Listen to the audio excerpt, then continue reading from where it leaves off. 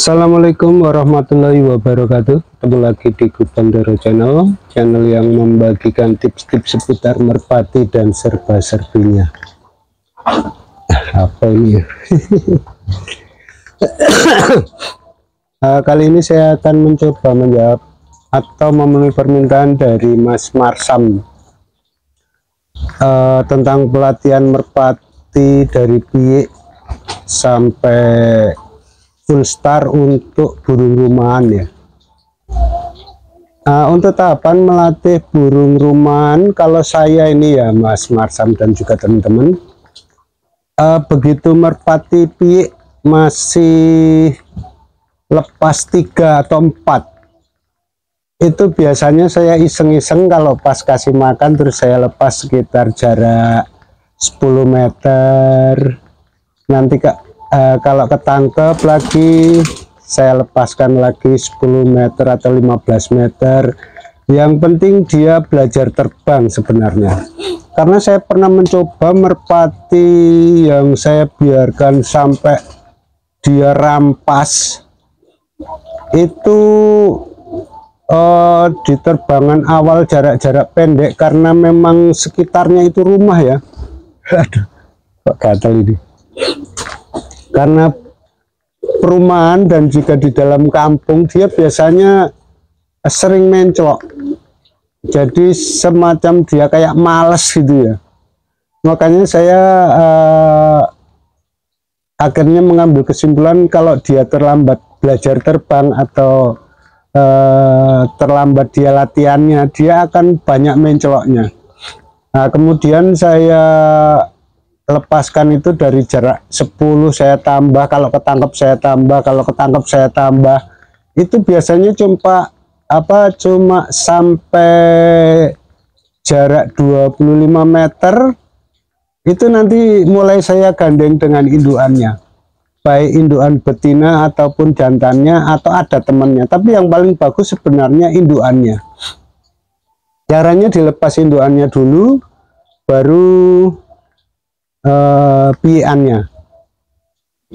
Itu tadi ya, tahapan pertama itu sebenarnya bukan untuk secara secara intensif gitu dilatih, belum. Sebenarnya itu cuma pengenalan pengenalan dia terbang lah gitu. Jadi jarak-jarak dekat aja, yang penting dia sudah mau terbang. Biasanya pian itu kalau di perkampungan gitu ya, kalau masih lar 4 lepas 4 jadi masih lar 6 gitu ya, itu nanti akan mencolok dulu. Makanya saya ambil enaknya dari jarak 10 meter aja, yang penting agak saya lemparkan begitu atau saya ginikan supaya dia pulang. Kalau masih jarak 10 meter dari rumah biasanya dia nggak mencolok ya, saya lepas gitu dia lihat rumah. Malah kadang-kadang kalau ini muter ke rumah orang malah, tapi biasanya gampang lah. Nanti tambah lagi 5 meter, tambah lagi 5 meter. Kalau dia udah mulai mau terbang tanpa mencolok, artinya dia udah tahu arah rumahnya. Nah, itu baru saya gandeng agak jauh gitu ya. Biasanya itu tertinggal sama induannya, tapi kalau dia tertinggal mencolok, diamkan saja dulu. Kalau sudah agak lama, misalnya sampai setengah jam nggak pulang-pulang, baru disusulin pakai induannya. Saya begitu biasanya. Kalau misalnya itu terlalu rapat, mungkin ya perumahannya itu bisa selalu gandeng, dari dekat itu selalu gandeng. Jadi induannya diikutkan gitu terus. Nah, tapi ini ya jangan diporsir ya. Itu satu hari itu paling cuma 1 atau 2 kali. Asal ketangkap dilepas. Ketangkap dilepas, nanti besok lagi gitu. Sampai biasanya jarak sekitar 150 meter itu dia kalau udah terbiasa terbang udah nggak mencolok. Jadi ikut induannya. Terus terbangannya juga udah mulai sejajar sama induannya.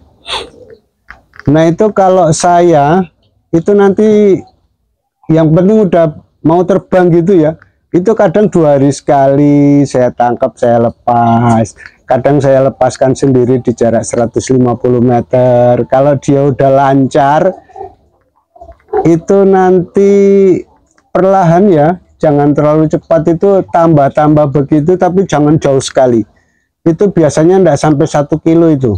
Kalau saya enggak sampai 1 kilo, nanti sambil nunggu dia mulai beranjak, mulai minta dijodohin, nah nanti dijodohkan. Kemudian ketika dia sudah mulai giring juga full ya, bukan full, maksudnya maksimal itu 1 kilo saya. Dan nanti kalau udah sisa 2, misalnya sudah sisa 2 giring, nah itu baru ditambah sedikit-sedikit. Gandengannya jangan di ini ya teman-teman, dan juga Mas Marsam, jangan dirubah, usahakan dengan indukannya terus. Karena kalau burung rumahan kan kita nggak wajib giring kenceng ya kalau untuk rumahan itu. Walaupun dia nggak giring, dilepas. Tapi kalau pas dia angrem, jangan sekali-sekali waktu dia masih di dalam kuponnya, masih di dalam kandangnya terus diambil. Jadi dia masih ngerem terus diambil dilepas, jangan. Jadi ketika dia sudah keluar kandang, biarkan dulu dia apa-apa sekitar 15 menit sampai 20 menit, baru kasih makan, ditangkap, dilepas. Itu triknya kalau pas dia nggak giring begitu ya. Jangan sampai begitu di dalam kandang masih angrem diambil langsung dilepas, itu jangan. Nanti dia bingung, biasanya hilang. Walaupun itu burung itu mungkin udah full star ya, udah 7 kilo 5 kilo, itu nanti kalau model begitu ngelepasinnya biasanya dia akan bingung dan hilang. Bahkan burung teman saya ya, dia padahal udah buat komprang juga. Kesalahannya waktu itu, waktu dia masih angrem, karena dia iseng ya, diambil, cuma dilepas sekitar mungkin 300 meter lah. Oh, dia tinggi sekali. Jadi biasanya dia dilepas dari arah selatan, padahal dia ngelepasnya ke arah timur cuma 300 meter lah, dekat kelihatan kok. Dilepas malah dia tinggi langsung ke utara terus. Jadi terbiasa dia terbang ke utara, akhirnya nggak pulang. Nah itu, jadi kalau ini usahakan jangan dalam saat dia mengeram terus diambil. Jadi dia udah keluar baru diambil.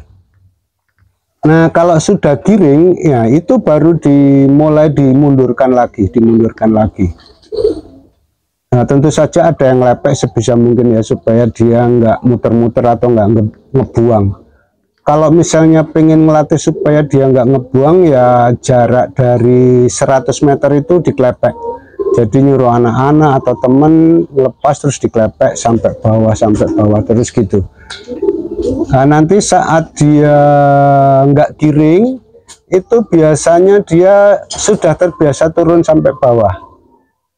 Jadi kebiasaan dia turun sampai bawah itu akan terbawa saat dia nggak giring, dilepas nanti turunnya juga sampai bawah. Untuk pelatihan yang menambah jarak, oh ya, kalau pelepasan burung rumahan ya, sebelum membahas masalah penambahan jarak, itu biasanya kalau rumah kita di utara kemudian lepasnya di selatan, itu pelepasannya itu ke arah selatan kalau di sini teman-teman dan juga Mas Marsam. Jadi dilepaskan ke arah selatan, nanti dia balik muter gitu, ngawang ya, nyumur gitu biasanya. Nah, itu nanti kalau udah tinggi baru pulang. Nah, untuk penambahan jarak, kalau burung itu terbangnya udah tinggi sekali, artinya ya sudah lebih dari tanggung ya, udah mulai tinggi lah, sekitar 3 pohon kelapa atau 2 pohon kelapa. Itu saya lihat muternya nanti di mana. Kalau misalnya saya arahkan ke selatan, kemudian dia muter kan, kalau muter kadang putarannya besar ya, luas gitu. Nah, nanti kira-kira di mana di arah selatan itu dia mentoknya ngawang atau mentoknya ngalang atau mentoknya muter, itu di situ nanti saya tambahkan di situ. Tapi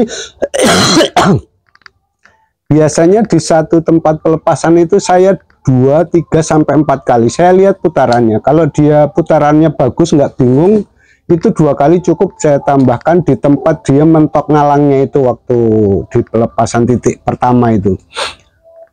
Nah, nanti di situ dilepas. Kalau dia nggak bingung, artinya dia putar 1, 2, 3 sampai tinggi pulang, kemudian dilepas 1 kali di situ juga nggak bingung, ditambah lagi. Nah, untuk penambahan jarak yang jauh, artinya bukan lihat dari cara dia ngawang, itu kalau dia udah tinggi, kemudian udah nggak kelihatan bingung, artinya putarannya itu dia stabil, misalnya muter nggak kemana-mana gitu terus pulang. Nah, itu berarti dia udah mulai artinya udah mulai apa ya, jalur lah istilahnya. Kalau di kolongan dia udah nggak bingung. Kalau untuk rumahan artinya dia sudah tahu arah pulangnya. Nah, itu nanti penambahannya bisa jarak 200 meter, bisa jarak setengah kilo. Nah, nanti kalau udah pelepasan jarak 3 kilo, biasanya saya nambahnya juga cepat. Bisa setengah kilo sampai 1 kilo saya lepas. Kemudian di situ 2-3 kali saya tambah lagi sampai 1 kilo lagi. Jadi kalau udah di jarak 3 km itu biasanya cepat sekali untuk penambahannya. Kecuali di bawah 3 kilo itu saya biasanya lihat terbangan, lihat ngalangnya, kemudian apa, lihat cara terbangnya. Kalau udah bagus, sudah kepaannya stabil, gandengnya udah rapat, nah itu saya tambah. Nanti kalau udah lebih dari 3 kilo baru cepat itu. Begitu Mas Marsam, untuk pelatihan apa, untuk merpati rumahan ya.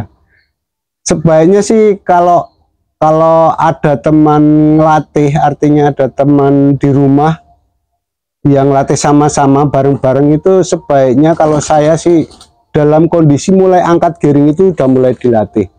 Untuk saat dia nggak giring sebaiknya dipantau. Kalau dia sampai ngebuang, sebaiknya ditunggu sampai dia giring baru harus diklepek. Itu kalau teknik untuk rumahan yang model klepek. Kalau yang bukan model klepek ya saya sendiri tekniknya belum tahu ya Mas Marsam dan juga teman-teman. Kalau model klepek gitu saya. Dan juga untuk jamunya biasanya pakai herbal saya. Nanti kalau udah habis terbang itu biasanya baru saya kasih. Malam itu saya kasih makan, saya kasih jamunya, atau misalnya pakai daun saga saat baru turun terbang, tunggu dia mingkem atau tunggu dia udah nggak ngap-ngapan begitu baru kasih daun saga atau gula merah, gula aren kalau ada, kalau nggak ada ya gula merah, dicokol baru dilepaskan lagi. Itu Mas Marsam dan juga teman-teman teknik atau tips untuk melepaskan atau melatih rumahan dari I sampai full star ya. Oke, semoga ini bermanfaat. Akhir kata saya ucapkan terima kasih. Wassalamualaikum warahmatullahi wabarakatuh.